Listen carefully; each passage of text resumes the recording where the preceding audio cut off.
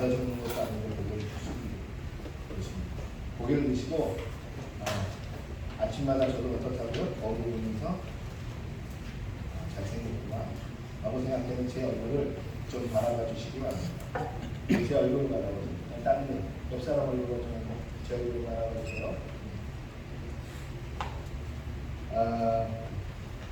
사람이 사는 게 참 마음과 뜻대로 되지 않는다는 것을 여러 번 느끼게 됩니다. 또한 내가 하고 싶은 것만 하면서 살 수는 없는 것이 세상입니다. 그렇지 않습니까? 지난주에 그리고 이번 주에 제가 가야 하는 곳은 먼 길입니다. 지난주에는 제가 가가야 하는 데로 다녔는데 운전하고 다녔어요.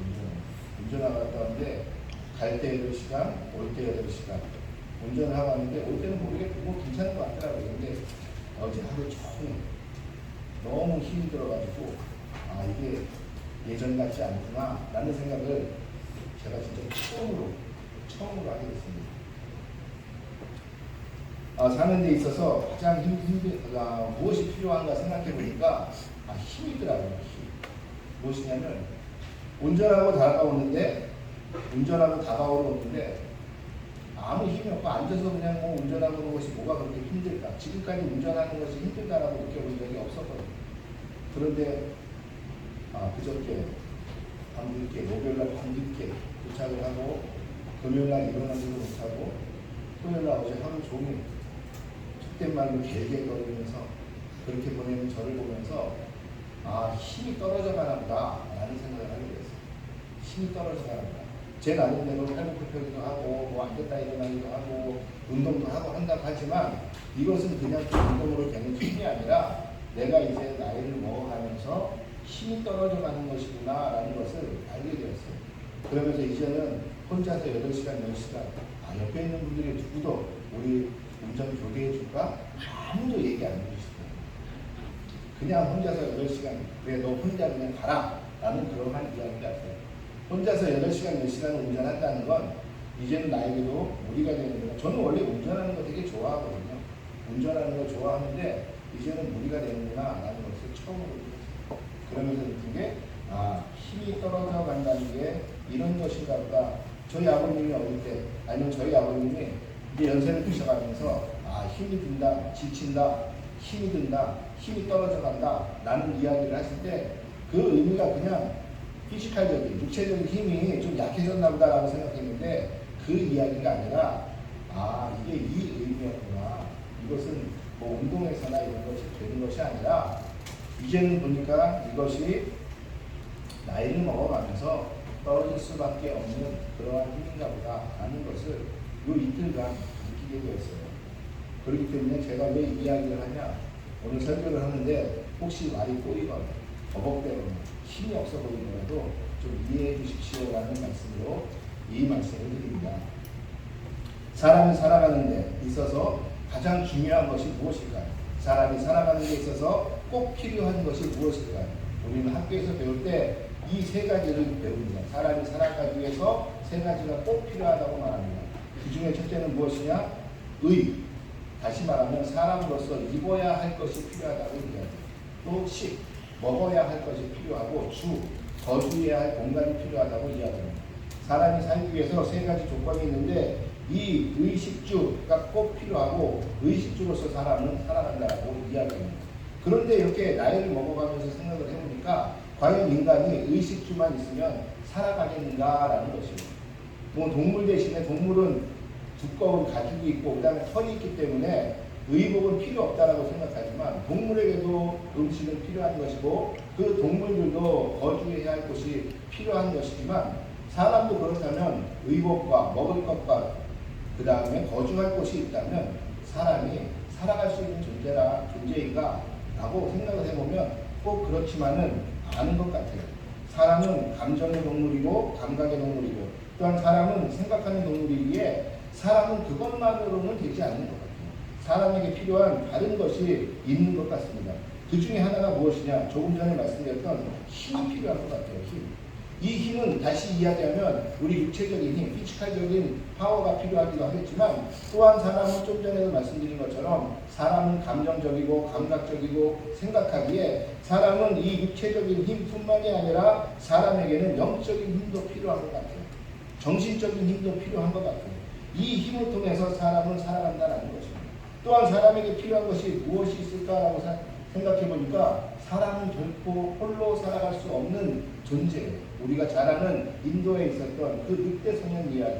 이 늑대 소년이 발견되어서 이 소년이 사람의, 소위 말해서 그 소년을 사람 사회로 데리고 왔을 때 이 소년이 그 사람 사회에서, 인간의 사회에서 잘 적응하며 살았느냐?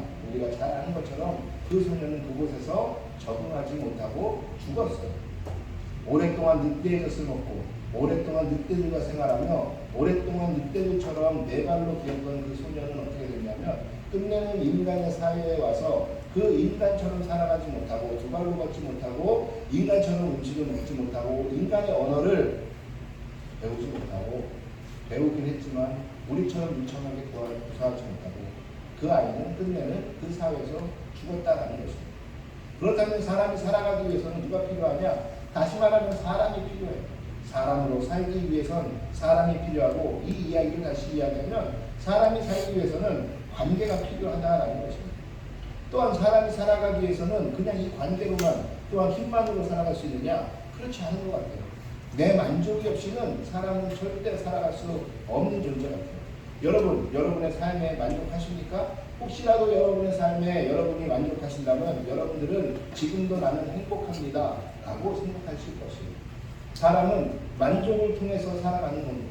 다시 말하면 내가 살아가고 있는 이 집, 내가 걷고 있는 이 길, 내가 지금 숨쉬고 있는 이 공간이 나에게 만족스럽지 못하면 그 공간이 아무리 아름답고 좋을지언정 사람은 그곳에서 살지 못하는 것 같아요. 우리가 잘 아는 그 왕자와 거지 이야기에서 그 거지에게 부여된, 그 거지가 부여된 그 왕궁이 얼마나 아름답고 좋습니까? 그러나 그 거지 소년이 끝내는 가고 싶었던 곳은 어디죠? 그 넝마가 있고 그 누더기의 옷을 입던 그 거지 생활로 가고 싶었던. 왜? 자신이 그곳이 더 편하고 그곳이 더 만족스럽기에 그 거지 소년은 비록 아름답고 황금이 있고 맛있는 음식이 있는 그 왕궁일지라도 그는 그 왕궁을 버리고 나와서 살기를 원했다라는 것입니다. 인간이 살기 위해서는 이 만족감이 있어요. 이 만족감을 위해서 오늘도 뛰시는 거예요. 이 만족감을 위해서 오늘도 일하시는 거예요. 이 만족감을 채우기 위해서. 이 만족감은 인간이 느끼기에 다 다릅니다. 왜냐하면 이거는 감정적인 부분이고 감각적인 부분이고 또한 생각의 영역이기에 사람마다 다 다를 수 있어요. 만족의 영역. 그러나 우리가 잘 아는 것처럼 결론적으로 인간은 그 인간이 원하는 그 만족함을 위해서 달려가는 존재라는 것입니다. 이 만족이 없이는 인간은 살아갈 수 없습니다. 의식주에 대해서 힘이 있어야 되고 또한 인간에게는 관계가 있어야 되고 이 만족이 있어야지만 살아갈 수 있는 존재가 바로 인간인 것 같아요. 이만큼 인간을 하나님께서는 복잡하고 힘들게 만들어 놓으셨어요. 그 중에서 오늘 이야기하려는 것이 무엇이냐? 그 중에서 필요한 것이 처음에도 이야기했지만 이 힘이라는 것입니다. 처음에도 이야기했지만 이 힘은 절대로 피지컬적인 힘만을 이야기하지 않습니다. 이 힘은 우리가 삶을 영위하기 위해서 우리가 꼭 필요한 피지컬적인 힘도 있겠지만 우리는 영적인 힘도 또한 우리 감각적인 힘도 또한 정신적인 힘도 감정적인 힘도 우리는 키워나갈 때 우리는 살아갈 수 있습니다. 여러분 세상을 살아가는데 우리는 감정적으로 그것을 조절하는 힘을 누리지 못한다면 그 사람은 영원히 어린아이와 같이 살아갈 것입니다. 내가 지금 만족하지 못한다고 아니면 내가 지금 이것에 불만한다고 아니면 내가 좋아하지 않는 것이라고 아니면 내가 원하는 것이 아니었다고 그곳에서 그 감정을 마음껏 드러내며 살아가는 사람은 어린아이가 하는 것이에요. 다시 말하면 감정의 힘을 키워 지금 나의 감정과는 다르지만 이 감정을 누리고 이 감정을 순화시키고 컨트롤할 수 있는 이 힘이 우리에게는 필요한 것이에요. 또한 우리가 세상을 살아갈 때 어떠한 힘이 필요합니까? 그 힘 중에 하나는 바로 정신적인 힘입니다. 아무리 많은 스트레스가 다가오고 아무리 많은 어려움이 다가올지라도 내가 이길 수 있다는 이 긍정의 힘 또한 내가 이것을 극복할 수 있겠다라는 그 긍정의 힘이 없으면 이 정신적으로 강한 정신력이 없으면 어떻게 됩니까? 끝내는 큰 어려움이 내가 도저히 넘을 수 없다라는 그러한 어려움이 올 때는 우리는 우리의 삶을 놓게 되는 것입니다. 요즘에 연예계나 아니면 요즘에 사회 곳곳에서 우리가 잘 아는 지도자라는 사람들 아니면 우리가 늘 바라보고 있는 사람들이 왜 그렇게 쉽사리 그들의 삶을 내려놓습니까? 왜 그 어려움 가운데 우리는 생각하잖아요.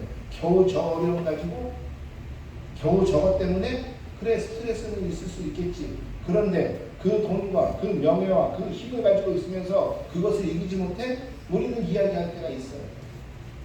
우리는 이렇게 이야기합니다. 그러나 내가 그 사람이 되어보진 않았기 때문에 나는 정확하게 말할 수 없어. 그런데 속으로 생각합니다. 만약에 내가 저 사람 위치라면 과연 나는 그렇게 쉽게 나의 생명을 놓을 수 있을까? 이 정신적인 힘을 우리가 키워나갈 때 우리는 살아갈 수 있어요. 그러한 것처럼 우리가 이 속에서 힘을 얻기 위해서 우리는 부단히도 노력하고 우리는 이 힘, 정신적이거나 아니면 우리는 감정적이거나 아니면 피지컬적으로나 우리가 힘을 얻기 위해서 우리는 부단히도 노력하는 게 인간인 것입니다. 여러분 그 힘을 얻기 위해서 우리는 무엇을 합니까? 우리는 많은 경험을 하면 우리는 좋은 힘을 얻는다고 생각합니다. 어려운 경험이나 좋은 경험이나 소위 말해서 지식을 통해서나 아니면 소위 말해서 사회를 통해서 노력을 통해서 우리가 경험을 얻을 때 우리는 그 경험을 통해서 우리의 힘이 더 강해졌다라고 생각을 합니다. 또한 우리는 지금 좀 전에도 이야기했지만 지식을 통해서 소위 말하는 세상의 방법으로 우리는 우리의 힘을 키우려고 해요. 우리는 지식을 통해서 아니면 우리는 물질을 통해서 또한 우리는 권력을 통해서 이 힘이 있다면 우리는 살아갈 수 있다라고 생각을 합니다. 그러나 과연 그럴까요? 세상이 말하는 힘을 얻는 방법들, 그 세상이 말하는 힘의 방법들이 과연 우리를 진정한 힘으로 그 진정한 힘을 통해서 세상을 이기며 살아갈 수 있는 존재로 만들어갈 수 있을까요? 그 모든 것에서 우리는 적절하게 힘을 얻어가면서 살아가야 하는데 성경은 그것에 대해서 다시 한번 이야기하는 것은 무엇이냐면 그것만으로 되지 않는다라고 이야기하는 것이 성경이라는 것입니다. 특별히 우리가 감정적인 힘을 얻기 위해서 우리는 어떻게 합니까? 우리는 사람들에게 감정적으로 서로 위로를 하고 또한 사람들에게 무엇을 하면 힘을 주는 치열업하고 하는 것을 통해서 믿어주고 그 사람을 감정이 어려울 때는 같이 도와줌으로 해서 이 사람이 극복하도록 합니다. 그런데 우리가 이 감정적으로나 정신적으로 정말 큰 힘이 될 때가 언제냐? 바로 위로를 받을 때. 적절한 위로는 그렇기 때문에 여러분이 적절한 위로를 통하여 여러분 감정적으로나 정신적으로 여러분의 힘을 키워갈 수 있는 것입니다. 지금 나는 이제 붙잡고 있는 이 마지막 선에서 나는 이제 끝인가 보다 라고 생각할 때 어떤 사람이 와서 오직 한마디 위로의 한마디 그 위로의 한마디가 힘이 되어 다시 극복하는 그러한 예를 우리는 살아가면서 수없이 볼 수 있지 않습니다. 그렇다고 이러한 것은 아니에요. 우리가 부산에 가면 태종대 있죠? 태종대에 유명한 것, 태종대가 아름다운 것으로도 유명하지만 거기에 유명한 것이 또 뭐가 있죠? 모르세요? 태종대에서는 많은 사람들이 자살을 해요. 그렇죠? 그러니까 그곳에서 떨어져 내려서 그곳에서 자살하는 사람, 그리고 태종대 지금도 있는지 모르겠지만 예전에 그러한 문구가 있었고요. 그 앞에 다시 한번 생각해 보세요. 어떠한 사람이 그랬대죠? 나는 더 이상 살 가치가 없어. 나는 더 이상 살아가는 데 힘이 없어. 나는 이제 죽어야 돼. 그것으로 나의 인생을 마치고 다시 한번 태어나 나는 행복한 삶을 누릴 거야. 라고 생각하면서 마지막으로 아름다운 태종대에서 죽기 위해서 그곳에 갔는데 그곳을 보니 너무 무섭고 또한 그 아름다움이 너무 아름다워서 그래 다시 한번 내가 힘을 내서 살아보자. 그래 이 아름다운 세상을 두고 내가 죽을 수 있는가 라고 생각했는데 돌아오다가 무슨 길을 갔을까요? 다시 한번 생각해 보세요. 그것은 위로가 아니죠. 그것은 사람을 다시 한번 죽일 수 있는 그러한 위로가 아니죠. 그러한 위로가 아니라 실질적으로 나를 살릴 수 있는 위로. 이 위로가 우리 인간 모두에게는 필요하다는 것이죠. 아무리 강한 사람도 아무리 권력이 있는 사람도 아무리 돈이 많은 사람도 주변에서 위로가 없이는 살아갈 수 없는 것이에요. 저희 와이프와 제가 가장 많이 싸우는 그 이유 중에 하나는 무엇이냐? 바로 이 위로에 있습니다. 왜 자기는 내 편이 되어주질 않아? 왜 자기는 모든 세상 사람들이 내 편이 아니더라도 자기만큼은 내 편이 되어줘야 되잖아. 모든 사람이 욕을 하더라도 모든 사람이 돌을 던지더라도 당신만은 나에게 돌을 던지지 말고 나에게 잘했다고 이야기해줘야 될 거 아니야. 그래야 내가 살 수 있는 힘이 있지. 당신까지도 나에게 돌을 던지고 당신까지도 나에게 뭐라고 한다면 내가 무슨 힘으로 살 수 있겠어? 저만 그렇습니까? 옆에 분 한번 보세요. 옆에 분 보시면서 그렇게 싸워보신 적 한 번도 없습니까? 왜 그럴까요? 우리는 이 위로가 없이는 살아갈 수가 없는 존재예요. 위로를 통해서 힘을 얻지 않으면 우리는 살아갈 수 없는 존재로 하나님은 만드셨다라는 것이죠. 그렇기 때문에 내가 가장 가까운 사람, 정말 가까운 사람이라도 나에게 위로를 해준다면, 나를 지지해준다면, 나의 편이 돼준다면 나는 그래도 살아갈 수 있어. 나는 희망을 갖기 시작한다는 것입니다. 이 위로는 그러기에 우리에게 가장 필요한, 살아가는 데 필요한 힘 중에 하나가 바로 이 위로라는 것입니다. 그런데 오늘 보니까 창세기 24장 67절 마지막에 뭐라고 그러냐면 이삭이 리브가를 인도하여 그의 어머니 사라의 장막으로 드리고 그를 맞이하여 아내로 삼고 사랑하였으니 이삭이 그의 어머니 장례 후에 뭐를 얻었더라? 뭐를 얻었더라? 위로를 얻었더라. 다시 말하면 이 리브가를 통하여 하나님께서는 이삭에게 위로를 주신 것입니다. 하나님은 우리의 위로자 하나님이 되십니다. 하나님의 속성 중에 하나는 무엇이냐면 하나님은 우리를 늘 위로하시는 하나님이라는 것입니다. 우리가 고통 가운데, 우리가 어려움 가운데 넘어져서 힘들고 모든 사람들이 욕하고 모든 사람들이 손가락질을 할지언정 하나님께서는 그때도 우리의 손을 잡으시고 우리를 위로하시며 함께 가자, 일어나라 라고 위로하시는 하나님이 바로 위로의 하나님이라는 것입니다. 오늘 보니까 그 이삭이 어떠한 상태였습니까? 오늘 보니까 위로는 이삭은 지금 그 어머니를 잃고 그의 마음이 위로를 받지 못한 것 같아요. 오늘 성경 말씀을 보니까 그 어머니 살아가지고 그는 마음을 잡지 못한 것 같아요.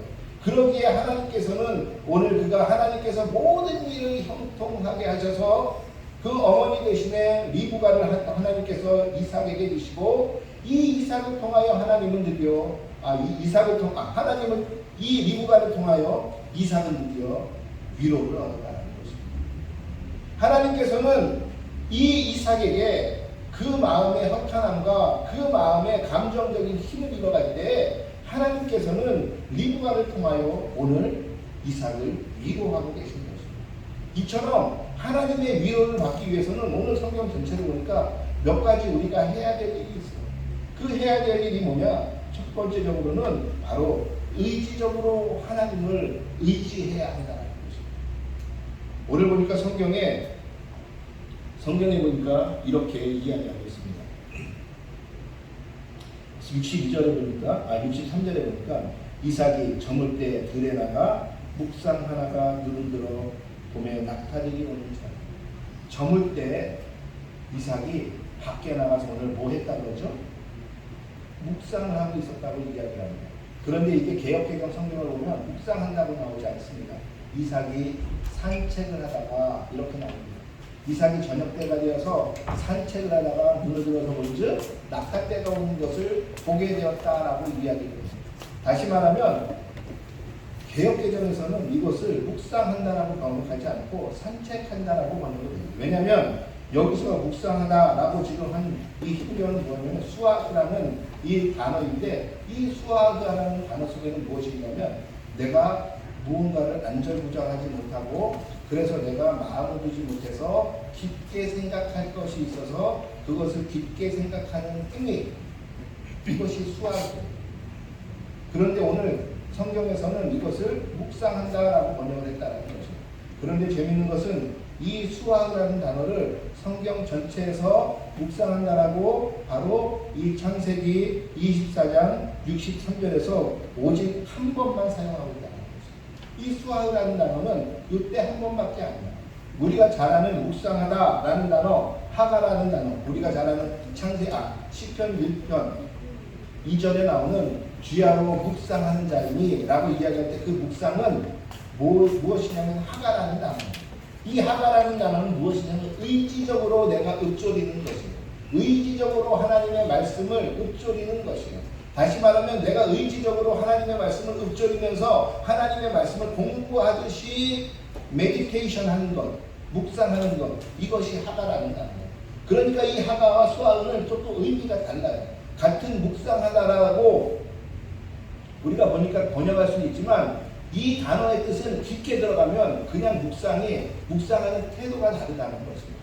하가라는 것은 내가 의지적으로 내가 지금 하나님을 알기 위해서 하나님 속에 있기 위해서 의지적으로 있는 것이고, 이 수아는 무엇이냐면 그냥 내가 어찌할 바를 몰라서 지금 이곳저곳을 돌아다니다가 내가 깊게 어떻게 해야 되지 하면서 하나님 앞에 의지하기 위해서 묵상하는 게 이 수아라는 단어입니다. 오늘 지금 이삭은 무엇을 하고 있느냐? 이삭은 지금 자신의 어머니가 돌아가고 있어요. 그 다음에 자신이 지금 무엇을 할지 몰라 지금 이 사람은 산책하듯이 나아가서 깊게 생각에 잠겨있다는 것입니다. 원래 이스라엘 사람들은 묵상할 때 어떻게 하죠? 주야로 묵상하는 자보다, 특별히 아침 해가 뜰 때 그들은 하나님의 말씀을 보면서 묵상하는 것이 그들의 전통이에요.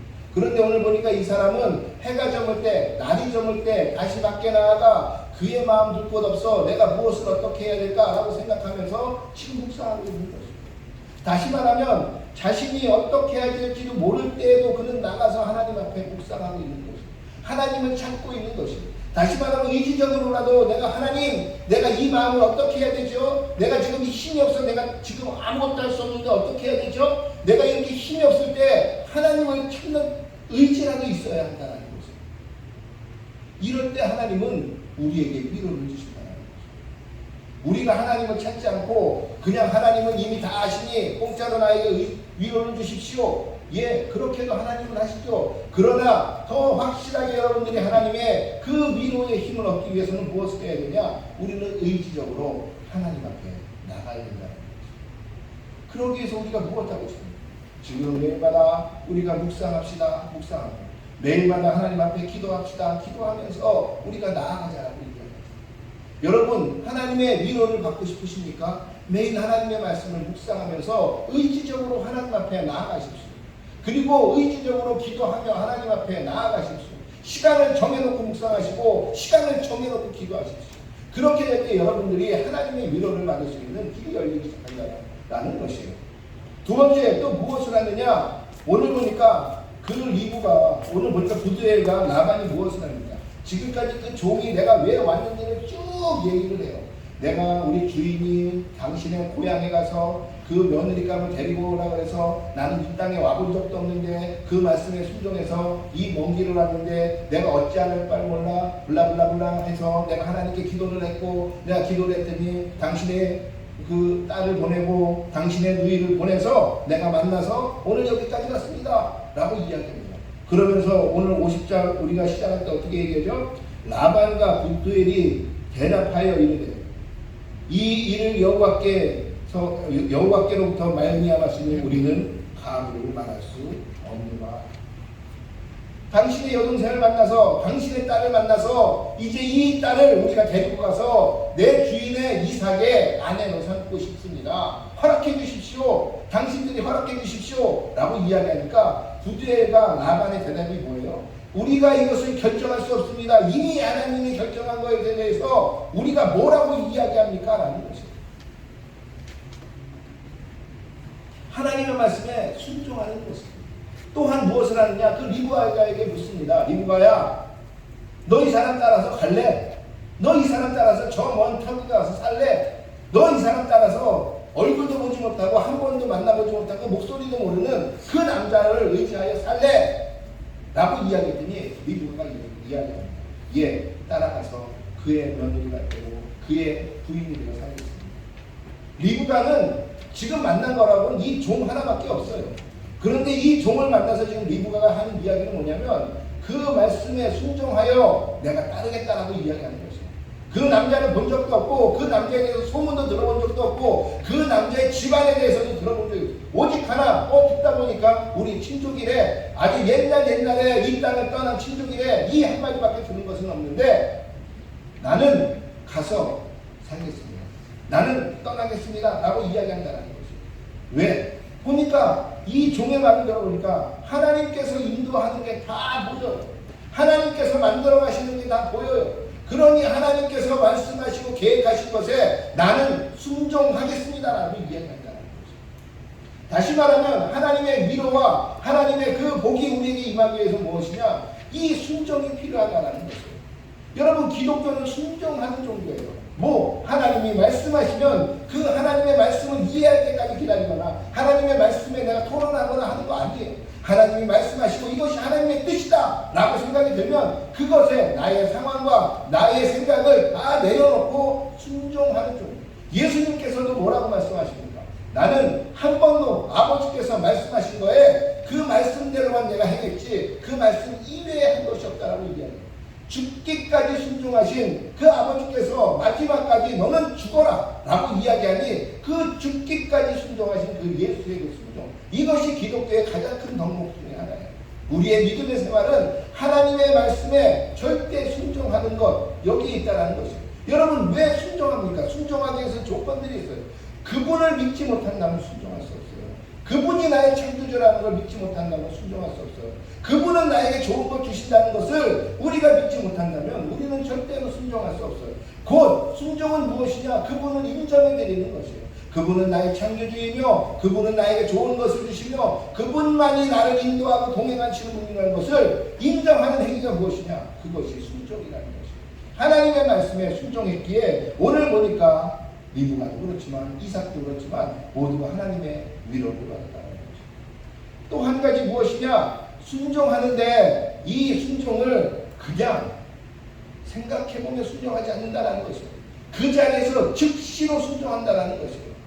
오늘 보시면 그 아버지 부두엘과 그 오라비 라반도 그 하나님께서 그 리브가를 아브라함의 며느리로 보내는데 동의합니다. 그리고 그것에 순종합니다. 그런데 다음날 아침이 되니 종이 바로 일어나 그 길을 다시 떠나려고 해요. 그러니까 그 아버지 부두엘과 그 오빠 라반과 어머니가 뭐라고 얘기하냐면 그래도 며칠만이라도 더 우리 딸을 보게 해주십시오. 최소한 열흘이라도 머물다 가십시오 라고 얘기합니다. 인간적으로는 이게 당연한 거죠. 이제 딸을 보면 뭐 옆집 사는 것도 아니고 같은 나라 사는 것도 아니고 아주 멀리 떠나가서 이제는 볼 수 없는 상황이 되는데 그 정도 석별의 정은 나눌 수 있는 시간을 주십시오 라고 이야기합니다.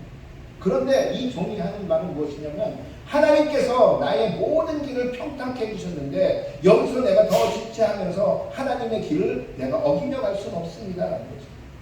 그러면서 나는 다음날 즉시로 하나님의 말씀에 순종하여 우리 주인에게 돌아가야 하니 저를 돌아가게 놔두십시오 라는 거죠.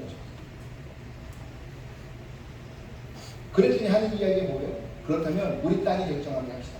우리 딸이 며칠이라도 당연히 생각하겠죠. 이 딸도 생각할 때 무엇이냐면 이제 떠나면 엄마 아빠를 영원히 못 보는구나. 내 오라비를 영원히 못 보는구나. 이 마음이 있으니 아마 얘도 우리와 같은 마음이 아닐까.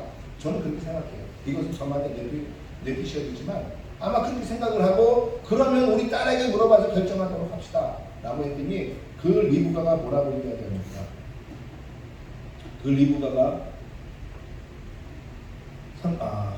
56절에 보니까 이렇게 얘기합니다.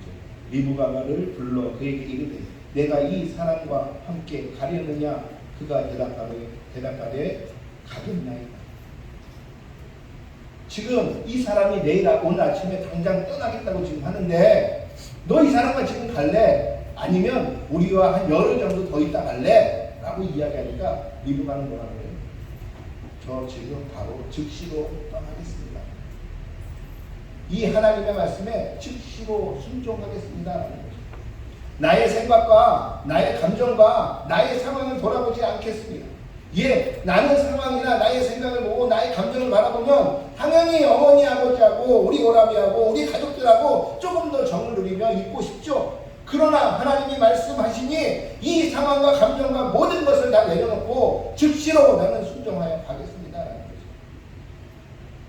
라반도 이 하나님의 말씀에 순종한다고 이야기했고 그 가족들도 순종한다고 이야기했고 리브가도 순종한다고 이야기했지만 이들의 차이점은 무엇이냐?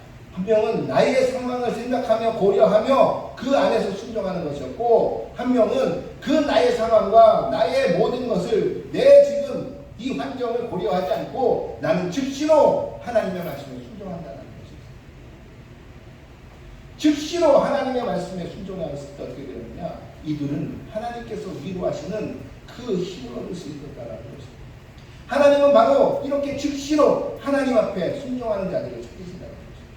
여러분, 우리가 교회 생활을 하시면서 얼마나 많은 하나님의 명령과 하나님의 사명과 하나님의 그 말씀들을 듣습니까? 우리는 기본적으로 생각을 해요. 그럼요, 하나님의 말씀이 맞죠? 순종해야죠. 순종하는 것까지는 알아요. 그런데 언제 순종하십니까? 저는 교회 지금까지 20년 다녔습니다. 교회 10년 다녔습니다. 저는 모태신앙입니다 라고 이야기하면서 하나님의 말씀엔 종교심 가지고도 순종해야 된다는 걸 알아요. 그런데 얼마나 그 순종을 즉시로 하나님께 드렸습니까? 그 마음을 하나님이 주셨을 때 얼마나 나의 상황과 나의 지금 내 주변을 돌아보지 않고 나의 감정을 돌아보지 않고 하나님이 마음을 주셨을 때 즉시로 순종하면서 나아간 적이 얼마만큼 있으십니까? 목사님, 그런 얘기요 수없이 들었어요. 수없이 들고 너무 잘 알아요. 너무 잘 아는데 지금 여쭤보는 건 무엇이냐면 그 잘 아는 이야기를 얼마나 즉시로 바로 순종을 하셨냐는 거죠. 목사님, 지금 내가 지금 먹고 살기도 죽겠는데 지금 어떻게 당장 순종합니까? 하나님은 그게 아니라 지금 말씀하신 건 네가 즉시로 순종할 수 있기에 말씀하신 거예요. 그런데 그 하나님은 즉시로 순종하면 내가 너에게 위로의 힘을 주고 내가 너를 복을 주겠다, 내가 너와 동행하며 함께하겠다 라고 이야기하지만, 잠시만요 하나님, 지금 내 상황을 보니 내 생각에는 나의 경험에 미루어 보면 지금은 아닙니다. 조금만 기다려주세요. 순종은 하나님이 말씀하실 때 즉시로 이루어지는 것입니다. 즉시로 그것을 따라가는 것이 믿음이에요. 그럴 때 무엇이 오느냐? 바로 하나님께서 우리를 위로하시고 그 위로의 힘으로 말미암아 세상 모든 사람들이 우리를 손가락질하고 돌팔매를 던지고 돌을 던지고 우리를 나쁜 놈이라고 이야기하고 누구를 세상을 바라봐도 우겨쌈을 당해서 사방을 아무데도 나갈 수 없는 것 같아도 그 하나님의 위로 때문에 우리가 힘을 얻고 다시 일어나 그 우겨쌈을 당하는 중에도 우리는 그것을 극복하고 나아갈 수 있는 사람들이 된다는 거죠. 그 하나님의 위로가 우리에게 다가오기를 원하십니다. 그 하나님의 위로의 힘이, 하나님의 복의 힘이 우리에게 오기를 원하십니까? 여러분, 그렇다면 순종하세요. 어떻게? 즉시로 순종하세요. 그러면서 의지적으로 날마다 하나님을 의지하세요. 그렇게 될 때 우리는 하나님이 위로하시는 그 위로의 힘으로 말입니다. 세상의 그 어떤 것도 활로가 보이지 않아 내가 절망했을 때 하나님은 우리를 절망해서 희망으로 옮겨주십니다. 그것이 하나님입니다. 그것이 믿는 자의 복이에요. 나는 절망인 줄 알았는데 눈을 떠보니 희망의 자리에 앉아있는 게 그게 그리스도인의 복이라는 것입니다. 여러분은 어떠십니까? 여러분 지금 의지적으로 날마다 하나님을 의지하려고 노력하십니까? 어떠한 노력을 하십니까? 최소한 하나님의 말씀을 내가 두렵고 떨리는 마음으로 수화하더라도 내가 그 말씀에 붙잡으려고 해야 될 거 아닙니까? 내가 하는 것, 다시 말하면 하나님 앞에 그 말씀에 의지적으로라도 나아가려고 해야 될 거 아닙니까? 기도하십니까? 올해 우리 교회 표어가 뭐죠? 제가 지난주에는 안 물어봤네요. 우리 교회 표어가 뭐죠? 좀 크게 좀 시작. 기도하고 계십니까?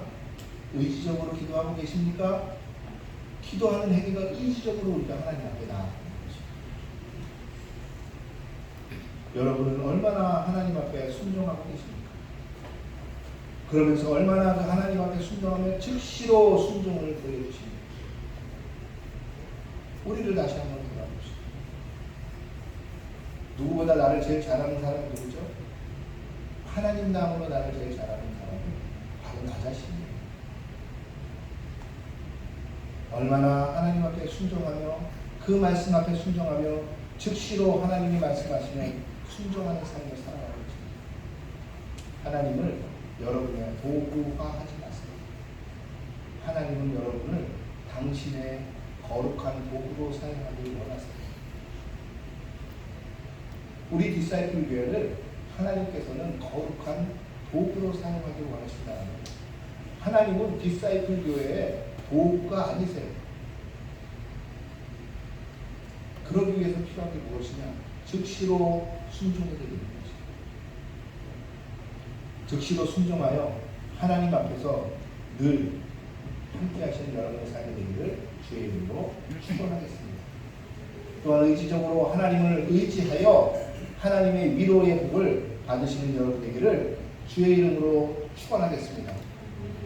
그래서 하나님의 그 믿음의 사람이 아브라함뿐만이 아니라 아브라함이 믿음의 사람이 됐다면 나도 될 수 있다 라는 그러한 마음을 가지시고 그 믿음을 모여 우리의 믿음이 대대로 전수되는 삶을 살아가시는 저와 여러분 되기를 주의 이름으로 축원하겠습니다. 우리 이 시간에 함께 기도했습니다.